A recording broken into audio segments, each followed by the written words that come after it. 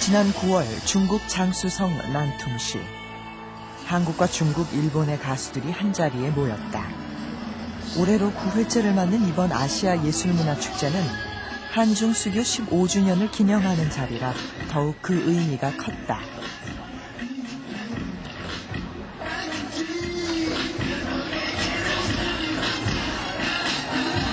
한국과 중국을 대표하는 가수들의 등장으로 무대의 열기는 더욱 뜨거워진다. 이날 공연에서 양국의 가수들은 함께 우정의 자리를 연출했다. 한중 수교 15년, 이제 두 나라는 변화와 공존의 길을 모색하고 있다.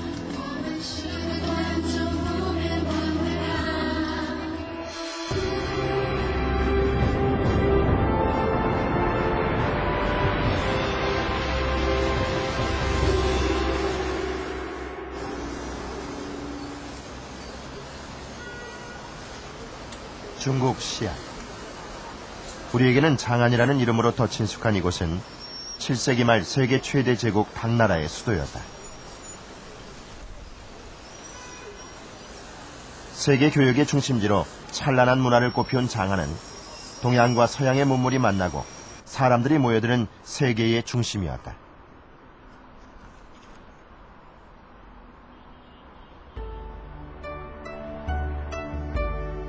유서 깊은 도시 시안의 한 박물관에서 당나라를 왕래했던 선조들의 흔적을 찾아볼 수 있다.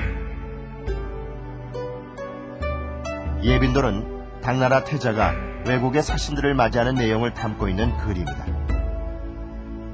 그 중에 한 사람, 깃털이 달린 모자 조우간으로 미뤄보아 그가 한반도에서 건너간 사신임을 알 수 있다.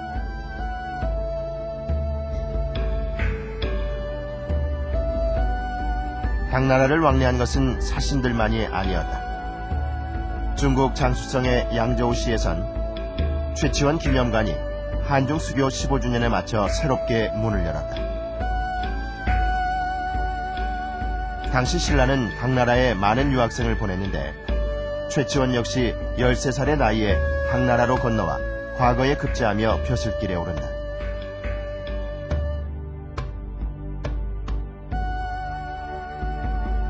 리수 현재는 신라인 최치원이 리수 지방의 관리로 재직했다는 기록이 남아있다.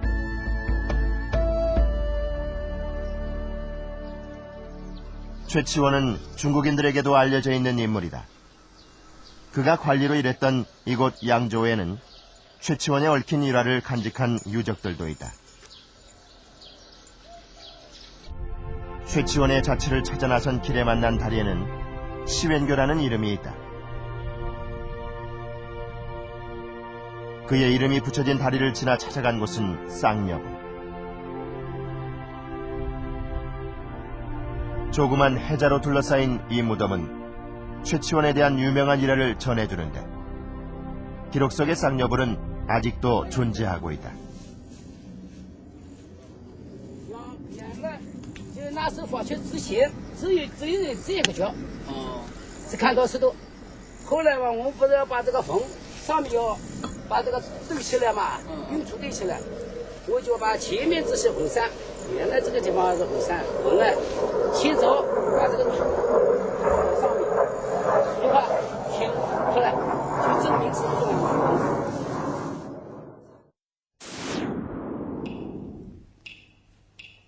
무덤의 주인공은 강제 결혼이 싫어 스스로 목숨을 버린 자매였다. 두 여인의 혼령을 위로하기 위해 시를 지었다는 최치원. 이승과 저승을 넘나드는 이 사랑 이야기는 천여 년이 지난 지금까지도 중국에서는 책과 월극으로 만들어져 전해진다.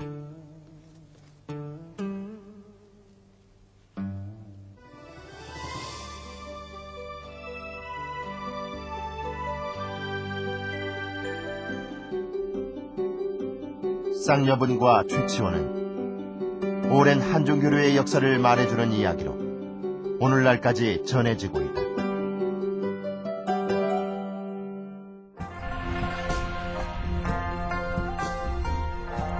산세가 험하고 안개가 자주 껴 사람이 살기 힘든 곳이지만 마음이 척박해진 중생들을 위해 수연 3대를 뒤로 하고 김교각 스님은 이곳에 자리를 잡았다.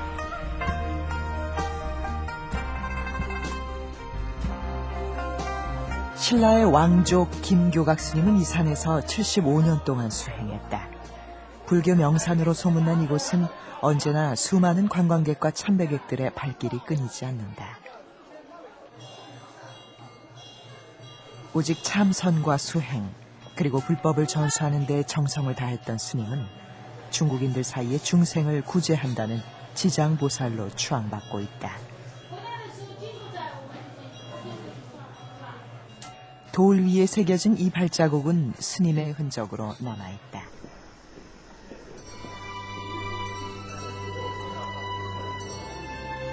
땅을 골라 스님에게 지어주었다는 화성사. 이곳에선 김교각 스님의 등신불상을 만날 수 있다.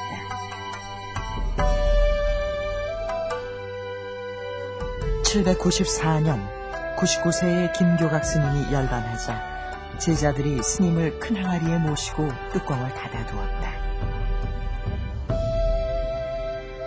3년이 지난 후 안장하기 위해 뚜껑을 열어보니 얼굴색이 살아있을 때와 똑같았다고 한다. 또 스님을 안장할 때는 신비한 빛이 감돌았다는 이야기가 지금도 전해진다.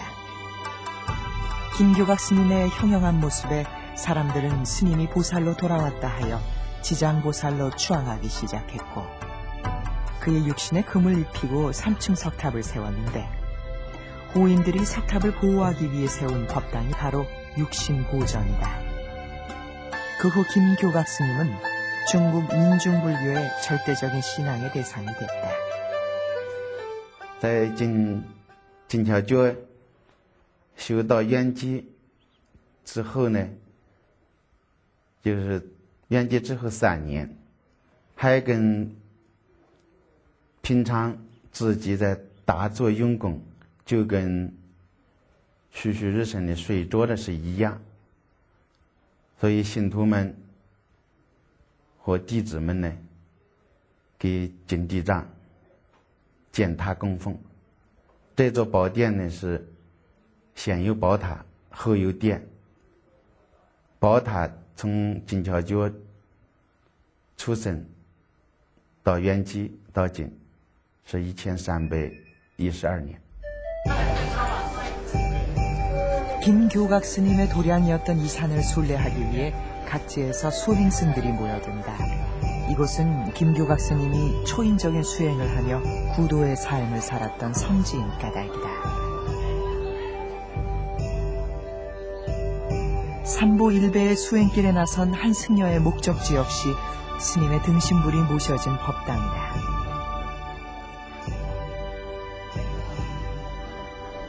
가장 높은 곳에 자리한 이 법당은 등신불의 존재 때문에 호국육신보탑이라 불린다.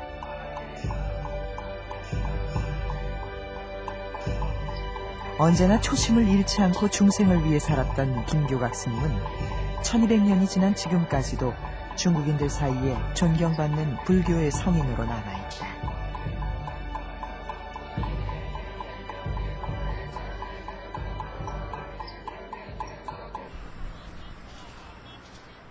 일제강점기인 1900년대 초, 중국과 한국은 일본 제국의 나라를 빼앗긴 서름을 공유한 동지와도 같은 관계였다.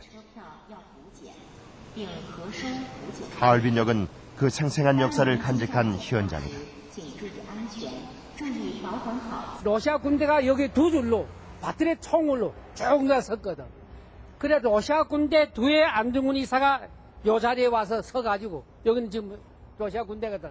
바틀의 총하는 그 사이에 끼워서 앞으로 달아난 게 아니라 선자리로 이토가 차에서 내려서 시연을 다 하고 돌아올 적에 정면을 쏘면 발견되니까 자기 앞으로 더 서너 발짝 들어갈 적에 탕탕탕 세 방 쐈다. 이 세 방이 다 그래 우쪽으로 이렇게 걸어가더라니까 우쪽으로 이 팔을 맞아서 이렇게 가서는 폐에 철알 뺏기고, 두 번째 탄알은 역시 이 팔을 채가지고 뱃속에 속에 뺏기고, 세 번째 탄알은 위에 가서 탄알은 서이 다 그 이토 히로부미 몸에 속에 있었지. 그래 대출을 해가지고 그러고 되니까 뭐 거꾸로 지니까 고급부 제부가 같이 나란히 갔거든. 그쪽에 꼭 부러지니까 붙들어서 차 안에 그때 특별히를 전 여기 왔었지. 속에서 거기서 내려가지고 20분 만에 죽었어. 그래 그 열차는 들어올 때는 환영곡에 뭐 나발두고 해야지만은 결국은 11시쯤에는 추도곡에 이 역전은 수라장이 될 뻔했어. 조선의 항일투사 안중근의 의거는 이곳 하얼빈에서도 대단한 사건이었다. 안중근의 이토 히로부미 암살은 중국에서도 중요한 항일투쟁의 역사로 기록되고 있다. 상하이 임시정부가 수립되기 전 연해주로 망명한 안중근은 의병운동에 참가한 후 조국의 독립과 아시아의 평화를 위해 거사를 감행한다. 안중근 의사는 이순법정에서 일제에 의해 결국 사형을 언도받고 순국했지만 동양 평화론을 외쳤던 그의 사상은 중국인들에게도 큰 감동과 자극을 주었다.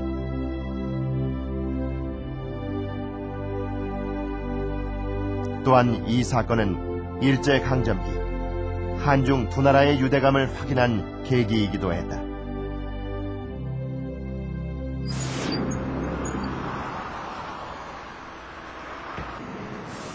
해방 이후 이념과 사상을 달리했던 한국과 중국. 모든 정치적 경제적 왕래는 단절됐다. 그러나 영화 예술인들의 교류는 이전부터 꾸준히 이어져 왔다. 중국 영화 100년의 발자취를 모아놓은 베이징 영화박물관에서 뜻밖의 인물들을 만날 수 있었다.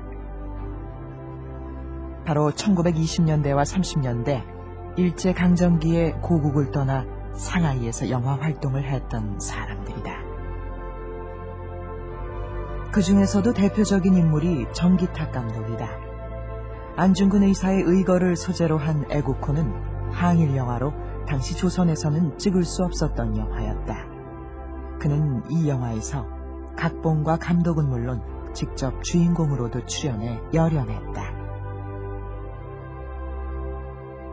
郑基德他第一部作品是吧？爱国魂，它就是一部抗日的作品，是爱国的，是吧？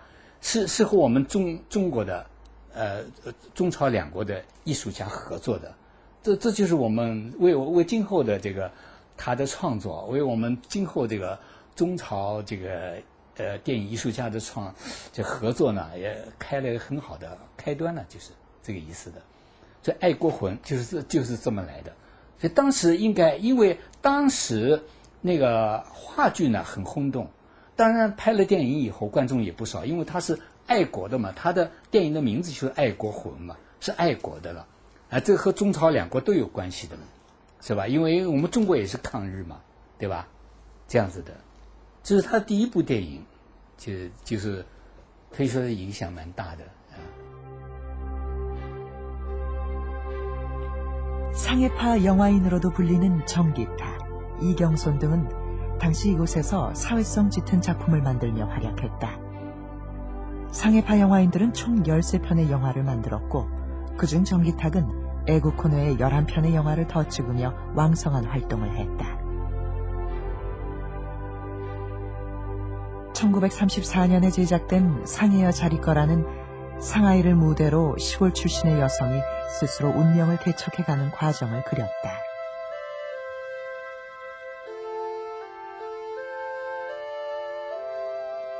상해여 자리거라에서 주연을 맡은 란능이는 무성영화의 꽃으로 불릴 만큼 인기가 높았다.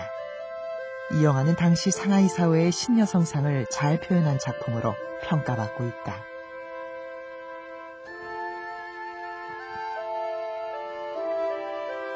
정기탁 감독의 마지막 작품이기도 한 이 영화는 상하이에서 상영된 이후 조선에서도 개봉됐다. 란닝이가 최고의 여배우였다면 당대를 대표하는 남자 배우로는 조선 출신의 김명이 있었다. 그는 대표작 대로, 들장미 등에 출연하며 중국 최고 배우의 자리에 오른다. 항일이나 민중의식 같은 진보적인 사상을 담은 영화에 주로 출연했던 김영은 강렬한 연기를 펼치며 당시 중국 젊은이들의 우상으로 떠오른다. 개방적인 사하의 분위기에서 조선의 영화인들은 뛰어난 작품에 잇따라 참여하며 중국 영화사에서도 중요한 자리를 차지하게 된다.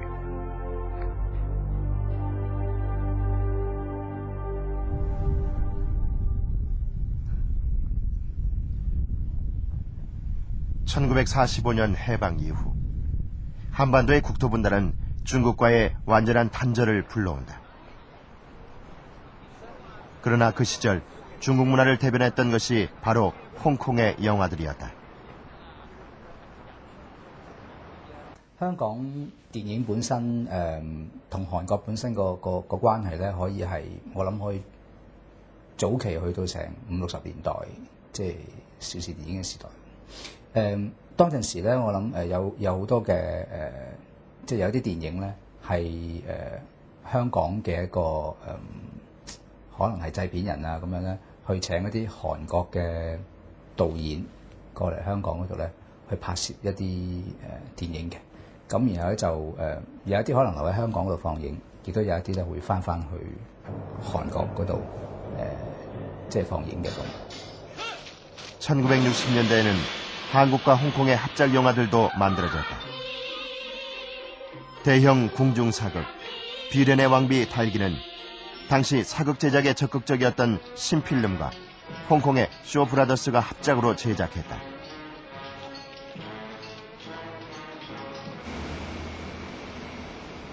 (1960년대와 70년대는) 홍콩 무협영화의 전성시대였다.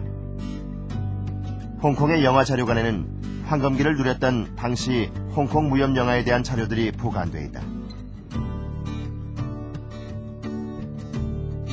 홍콩 무협영화의 대부라 불리는 장처 감독의 의리의 사나이 외파리, 복수 등이 국내에서 개봉되며 무협영화의 열풍이 있다.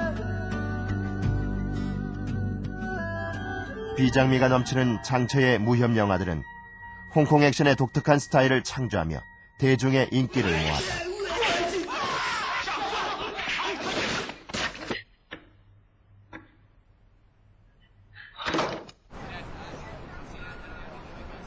(1970년대의) 무협영화는 리샤오롱의 등장으로 전성기를 맞는다.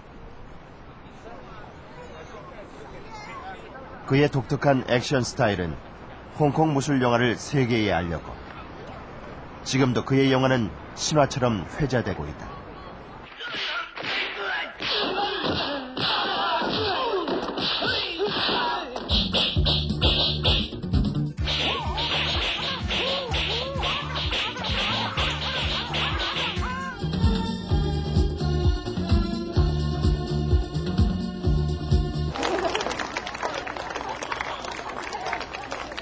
올해 부천영화제 심사위원장인 정창하 감독은 홍콩으로 건너가 쇼브라더스에서 무협영화를 만들었다. 위원장을 맡아주시는 분은 일찍이 영화의 국제 한류 열풍을 일으킨 거는 사실은 60년대 이제 홍콩을 합작을 하면서 우리가 그 한류 열풍을 일으킨 주역이라고 할 수 있는데. 항상 저는 그렇게 생각하는 거예요. 이 영화라는 것이 이 새로움을 추구해야 되는 거. 그렇게 하고 이 무대가 항상 이 좁은 한국을 생각하지 말고 이 국제적으로 진출할 수 있는 말이에요. 그런 소재를 가지고 과연 관객이 무엇을 요구하고 있느냐. 그 사람들이 원하는 것을 내놔야 역시 그 한류나 우리 그 영화가 좀 더 그 넓은 세상에 그리고 넓은 그 시장에 진출할 수 있지 않을까 이렇게 생각되는 겁니다. 그의 대표작 첩이는 죽음의 5손가락이란 제목으로 미국에서 개봉돼 동양 영화로는 처음으로 박스오피스 1위에 오르며 해외에서도 큰 반향을 불러일으킨다.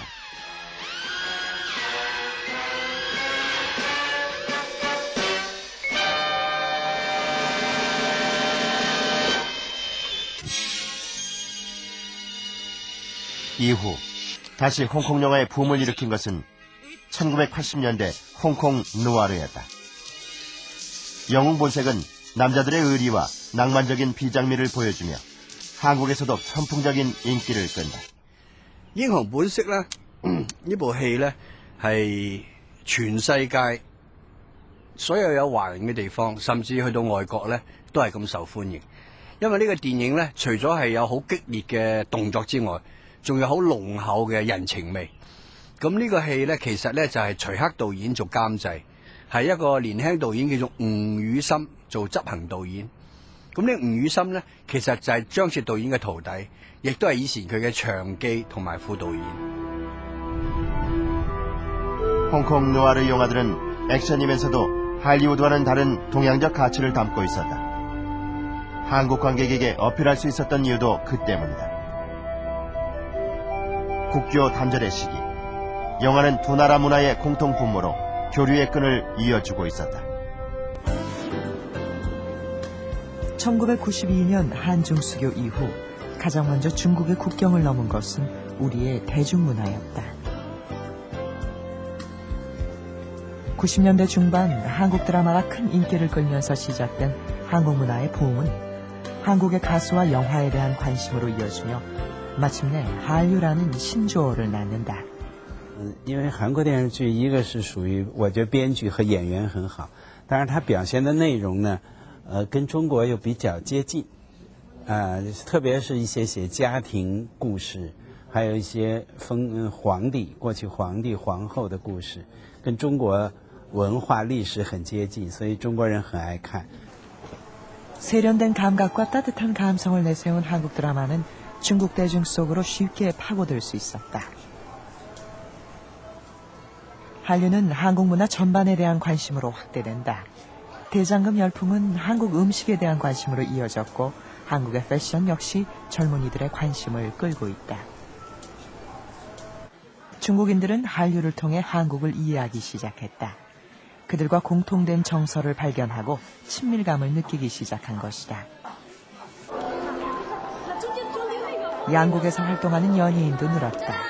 장나라는 한국인이면서 중국에서 활동하는 대표적인 연예인이다. 今天晚上，韩国的知名艺人、影视歌三栖明星张娜拉小姐也来到了我们的开幕式现场。接下来，让我们欢迎她为我们带来《共同的梦想》。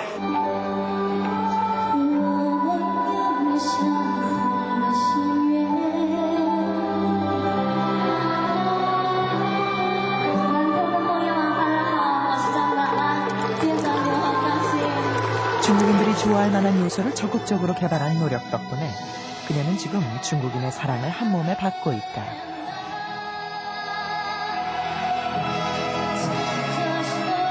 철저히 현지인이 되어 활동한 까닭에 장나라는 소천우라는 타이틀까지 얻었다. 중국 최고의 연예인에게만 붙여지는 호칭이다. 천우까지는 아니고요. 그냥 소천우 정도. 그냥 좋게 봐주시고 좋게 말씀을 해주시는 것 같아요. 특히나 또 제가 생각했을 때 처음에 와서 이제 한국에서 한참 활동을 하다가 온 상태에서 여기 뭐 신인분들보다도 많았을 것 같아요. 제 생각에는 더 많은 곳을 다니면서 직접 홍보를 하고 그렇게 조금씩 인지도를 높여갔기 때문에 그런 점을 높게 사주셔서 노력한 걸 많이 사주신 것 같아요. 그래서 그렇게 불러주시는 거 아닌가 싶어요. 它不是我的，难道是你的吗？ 중국에서 방영돼 최고의 시청률을 기록하며 큰 화제를 모았던 랴오만 공주. 장나라의 발랄한 매력이 돋보이는 이 드라마는 한국으로도 수입돼 방영되었다. 한국의 그것과 또 일본의 그 대중문화, 미국의 대중문화 이런 것과 중국은 대별되게 좀 틀리다. 언어 감각이나 이런 것 때문에 많은 부분에서 독특한 것을 갖고 있다. 근데 자꾸 한국 거를 갖고 와서 그냥 우리 문화를 공급하는 형식으로 해갖고는 그건 중국인에게 사랑받는 방법이 아니다. 좀 더 현지화하고 좀 더 이게 한류라는 의미에서 막 외래에서 온 느낌보다는 중국과 좀 합류하는 것이 맞겠다 이런 생각을 주로 많이 하게 돼서 그런 방면으로 노력을 많이 하게 됐습니다. 수많은 영화와 드라마가 제작되는 상하이 필름 스튜디오에서 낯익은 얼굴들을 만났다. 이곳에선 본격 한중 합작 드라마 연애병법의 촬영이 진행 중이다. 한국의 김정은과 국내에도 잘 알려진 중국 배우 비비안 수가 이 드라마의 주연을 맡았다.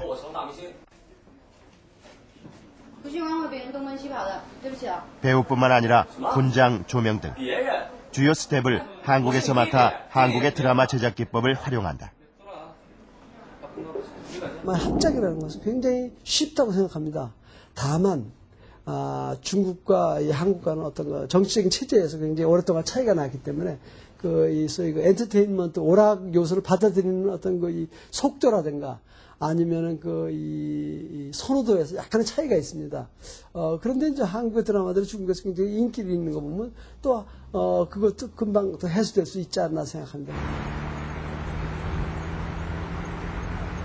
실크로드의 관문, 두낭의 사막 한가운데서 한국 영화가 촬영되고 있다.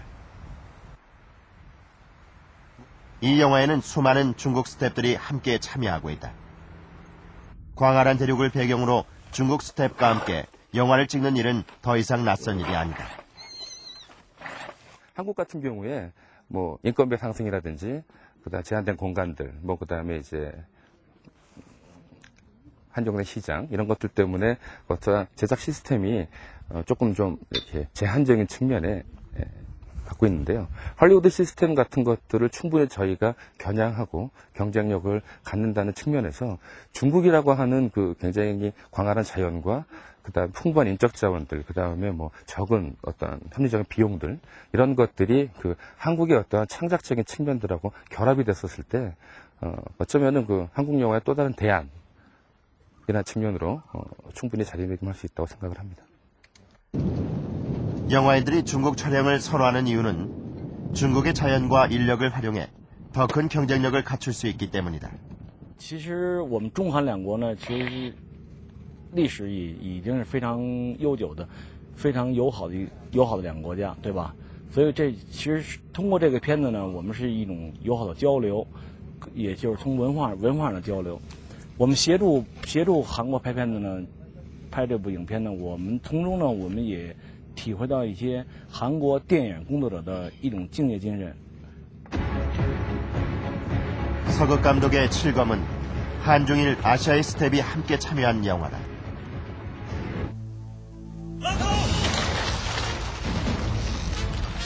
중국의 춘추전국 시대를 배경으로 한 묵공은 일본 만화가 원작이다. 또한 한국의 국민 배우 안성기가 주연으로 출연하고 있다. 묵공은 다국적 프로젝트의 대표적인 사례로 꼽힌다.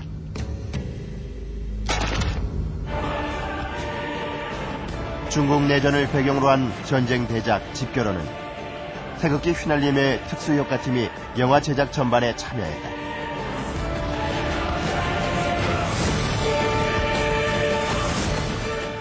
모든 촬영 스텝은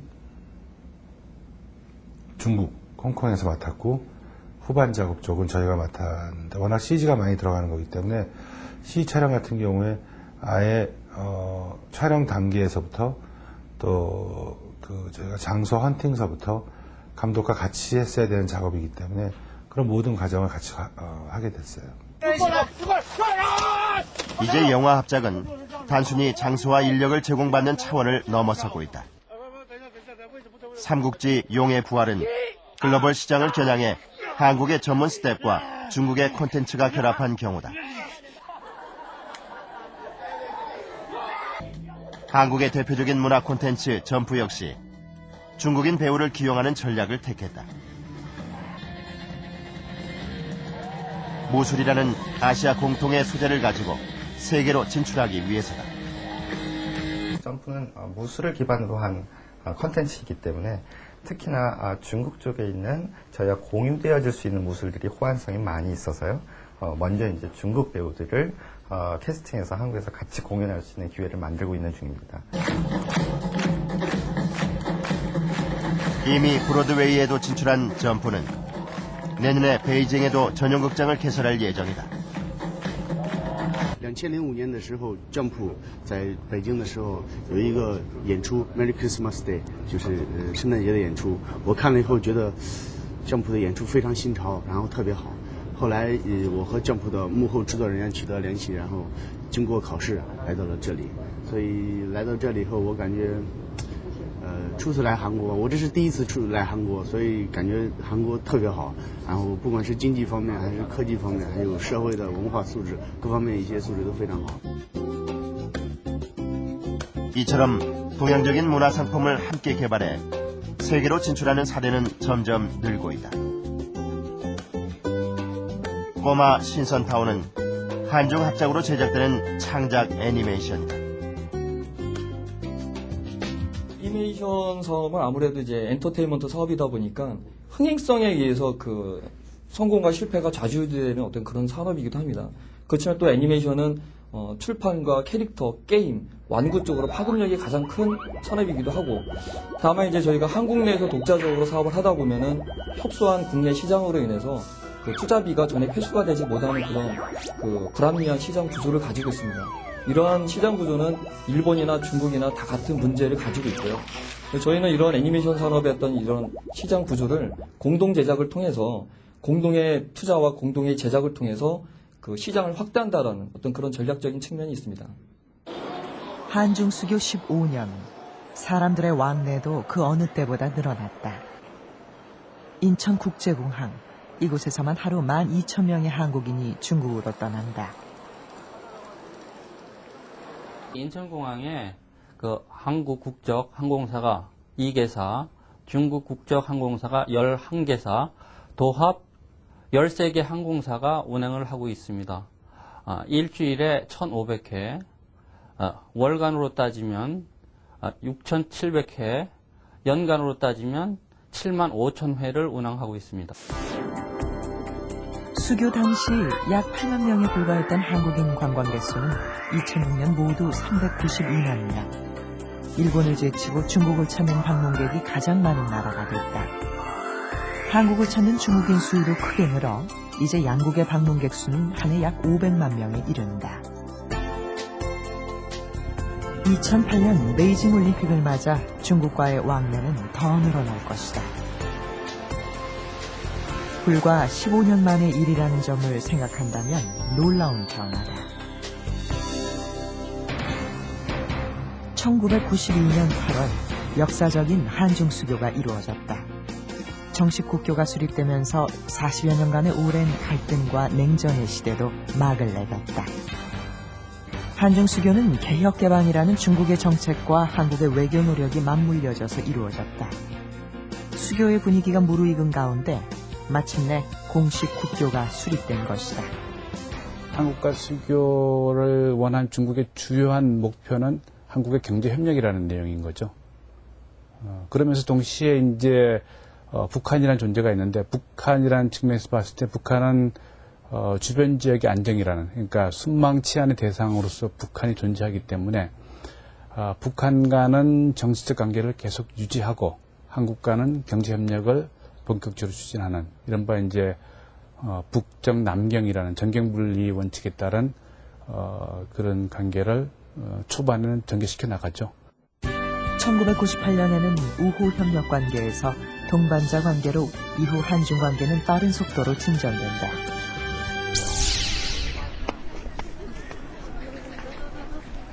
수교 이후 중국에 대한 관심은 크게 늘었다.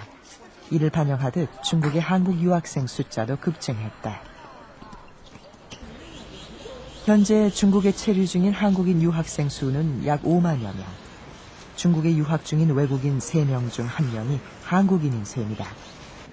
제 전공이 전통 건축이다 보니까 저는 이제 전통을 전체 동아시아라는 큰 틀에서 보게 되었는데요. 그렇다 보니까 중국을 빼놓고 생각할 수가 없더라고요. 게다가 이제 중국에서는 아직도 남겨져 있는 건축물이라든가 또는 자료들이 굉장히 많이 남아 있습니다. 그러니까 그런 자료들을 좀 더 가까이에서 접하고 또 가까이에서 살펴보고 하고 싶어서. 중국에 거주하는 한국인들이 늘면서 곳곳에 한인타운도 생겨나고 있다. 베이징의 왕징 지구도 그중 하나다. 그간 양적으로 팽창한 교민사회의 위상을 느낄 수 있다.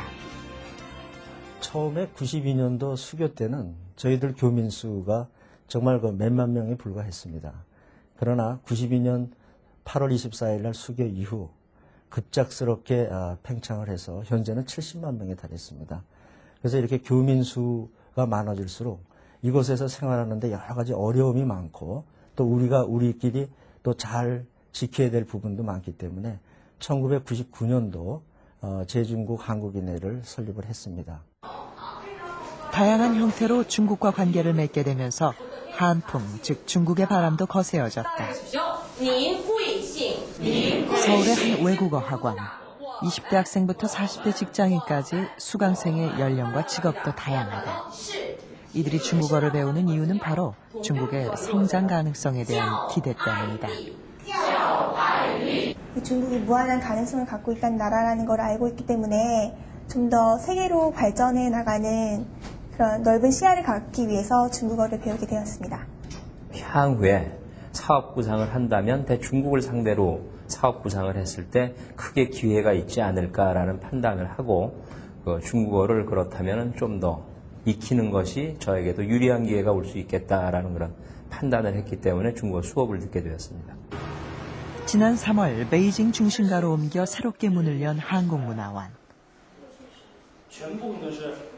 다양한 한국 문화를 직접 체험해 볼 수 있는 장이 마련됐다.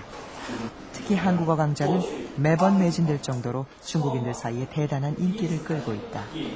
수강생은 총 615명이고요. 여기서는 한 약 40명 정도 됩니다.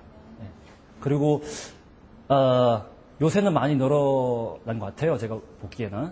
왜 그러냐면 한국 문화를 좋아하는 사람이 좀 많아졌기 때문에 이제 적극적으로 언어를 배우는 학생도 많아지고 있는 것 같아요. 한류로 시작된 한국 문화에 대한 관심은 중국 베이징에 한국문화원을 개설할 수 있는 토대가 되기도 했다. 지난 8월 베이징에서는 뜻깊은 자리가 마련됐다. 중국에 사는 한인 농포들이 모여 한중 수교 15주년을 자축하는 행사가 열린 것이다. 수많은 교민들이 모여 이 자리를 축하했다.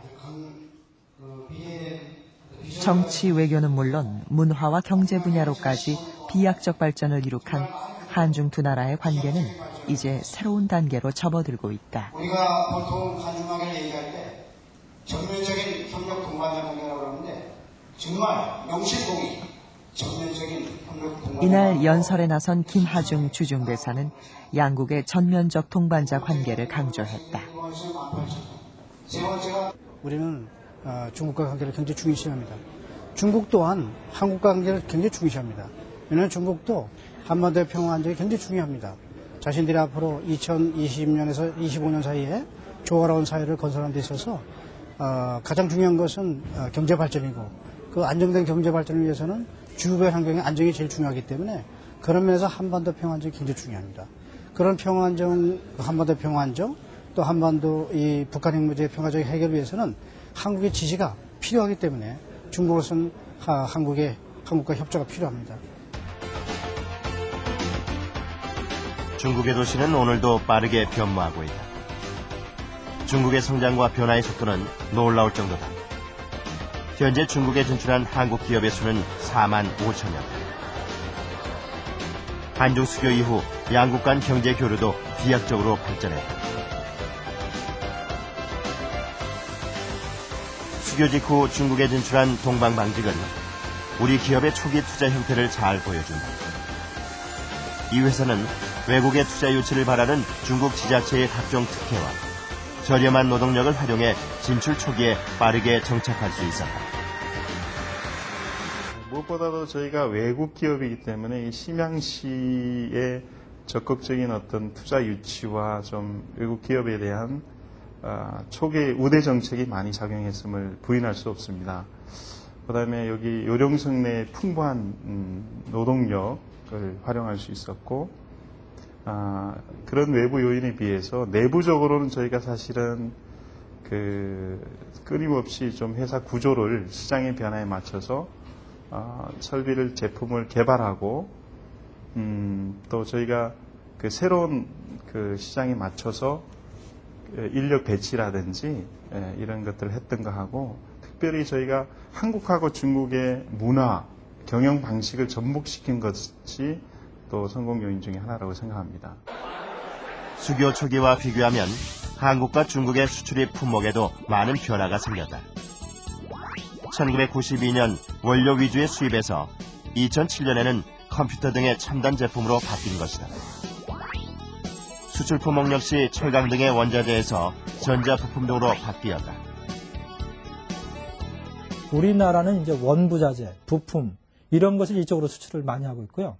수입을 하는 것은 이제 농수산품이나 완제품을 많이 수입하고 있습니다. 그래서 사실은 서로 이렇게 충돌하지 않는 그런 구조였기 때문에 급속한 무역 규모 확대가 가능했습니다. 그래서 15년간에 사실 18배의 무역 규모가 늘어났다는 것은 어느 나라, 중국과 어느 나라의 교역 관계에서도 그런 사례가 없습니다. 중국 시장의 가장 큰 매력은 내수 시장의 잠재력이다. 2001년부터 중국이 내수 시장을 개방하면서 이를 노린 우리 대기업들의 진출도 늘고 있다. 그 중에서도 현대의 전략은 고급화와 현지화로 요약된다. 가장 최신 모델을 시장에 투입하는 전략, 즉 유럽 메이커들이라든지 미국 메이커들은 단종됐거나 구모델을 쭉 생산했습니다만은 저희 북경 현대는 공장을 가동하면서 한국 현지에서 생산하거나 해외로 수출되는 차를 그대로 중국 시장에 투입을 해서 생산, 판매를 했습니다. 그게 소비자들로부터 상당히 신선한 반응을 받았고 또 경쟁력을 확보하게 됐습니다. 그게 첫 번째 이유고. 현대는 후발주자지만 단 5년 만에 중국 자동차 시장에서 주요 메이커로 성장했다. 중국 소비자의 요구에 맞는 차를 개발해 판매한 것이 적중한 것이다. 올림픽을 앞두고 베이징시는 노후택시를 교체한다는 방침을 세웠다. 이 중 80%는 모두 현대차로 바뀔 예정이다. 삼성 역시 마찬가지다. 진출 초기 생산 기지로서만 중국을 바라봤던 삼성은 이제 고급화 전략으로 중국 내수 시장 공략에도 성공하고 있다. 중국 내수 시장을 공략하는 기본적인 전략 중에 하나는 프리미엄 브랜드 전략입니다. 고기술 첨단 제품의 적지 출시를 통해서 중국 국민들의 생활의 질을 높인다는 측면의 마케팅 전략을 펼쳐온 것이 상당히 주요를 해서 그동안 중국 소비자들로부터 많은 사랑을 받아왔습니다. 철강의 최대 판매 시장이었던 중국이 철강 생산의 강력한 경쟁자로 부상하면서 우리 제철 기업에도 비상이 걸렸다. 그러나 포스코는 위기를 기회로 바꾸었다. 고급 제품의 차별화 전략으로 중국산과의 경쟁에 나선 것이다. 또 중국과의 합작으로 새로운 시장도 개척하고 있다.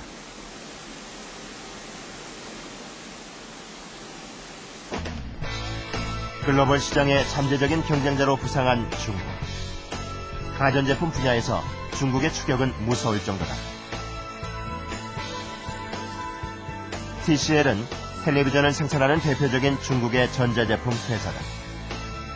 그러나 이 회사는 LCD 텔레비전의 핵심 부품으로 삼성 제품을 사용하고 있다. 경쟁 분야에서 중국과 한국 기업이 함께 상생할 수 있는 협력 관계가 이루어지고 있는 것이다.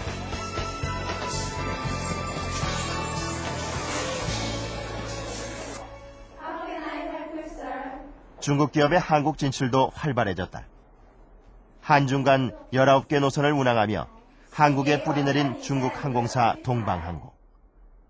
이 회사의 직원은 대부분 한국인이다. 현지화 전략과 차별화된 서비스로 경쟁이 치열한 항공사업 분야에서 자리를 잡은 것이다. 어떻게 한국 사회에 파고 들어갑니까? 그래서 제 생각으로는 그 현지 사람 많이 채용해가지고 믿어주고 맡겨주고, 사실은 동방한국 지사의 오늘날까지의 발전은 한국 직원들 헌신적으로 노력하기 때문에 이러한 성과가 있는 것뿐이지, 저는 다만 기획만 한 것뿐이죠. 그래서 믿어주고 맡겼고, 거의 98%의 직원은 전부 현지 직원이니까 한국 어느 정도 어느 면에서는 한국에 고용 창출을 하는데도 일조했죠. 합작과 기업 인수를 통해 한국에 진출하는 중국 기업들도 있다. 국내 대형 전자상가의 한 매장을 차지하고 있는 레노버는 중국 기업이다. 낮은 브랜드 인지도를 극복하기 위해 IBM PC를 인수한 이 기업은 한국 진출 2년 만에 노트북 컴퓨터 시장에서 선전하고 있다. IBM의 브랜드 가치와 중국의 생산력이 합쳐져 IT 업계의 선진 시장인 한국 진출에 성공한 것이다. 첨단 산업 분야에서 중국의 생산력과 한국의 기술을 결합하는 사례도 늘고 있다. 하이닉스는 선진국의 관세 문제를 해결하고 중국의 반도체 시장을 개척하기 위해 대중국 투자를 확대하고 있다. 경쟁보다는 공존의 전략을 선택한 것이다.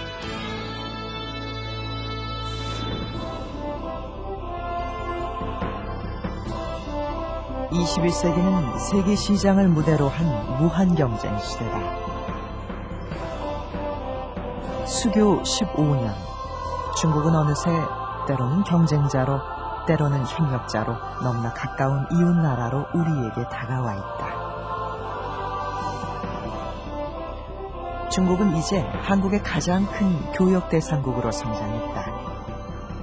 한국과 중국은 수교 이래 역할 분담과 상호 보완을 통해 그 관계를 비약적으로 발전시킬 수 있었다.